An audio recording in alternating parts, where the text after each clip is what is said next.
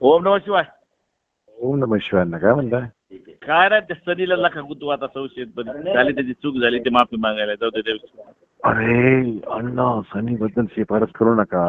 दादा संदीप तुमचा भाऊ आहे शिफारस मी. करत होते. हा अरे संदीप ते म्हणजे योगेशचं जमत नाही म्हणून ते तिकडे गेलेला आहे. ते आपलंच पोर घ्यायचे, त्याला काही गोष्टीची मी मदत केली नाही म्हणून नाराज झाला होता. नाही पण त्याला सतत तुमचा फोन आला म्हणजे सतत मदत केली. आता हे एसपी साहेबांनी त्याला चेक करायला सांगितलं. एसपी साहेबांना फोन करा तुम्ही. मी एसपी साहेबाला बोलतो. एसपी साहेबाला वाटलं तर माझा फोन आला म्हणून सांगतो. ते तुम्हाला काही बोलला होता. त्या आमदाराचं नाही दादा, तिथल्या लोकलचं राजकारण म्हणून त्या आमदाराकडे. त्याच्याकडे गेलेला आहे, पण आमदारकडे गेलेला आहे तो. दादा त्याचं लोकलचं राजकारण आहे म्हणून तिकडे गेलाय. बरं माझ्यावर विश्वास ठेवून त्याला बोलतो. ठीक आहे अण्णा, ठीक, काय हरकत नाही. Okay okay. ओम नमः. आणि त्या संवादामध्ये बरंच काही बोललं गेलेलं. काय प्रतिक्रिया असेल तुमची यावर पहिली? सनी आठवले हे आमचा अभिलेखावरील गुन्हेगार आहे. त्याचा भाऊ अक्षय आठवले हा सुद्धा अभिलेखावरील गुन्हेगार आहे आणि त्यांच्यावर अनेक गुन्हे दाखल आहे. त्याचप्रमाणे सनी आठवले आत्ताच एका मोठ्या खुनी हल्ल्यामध्ये फरार आहे. फरार असताना अशा ऑडिओ क्लिप तो टाकत आहे.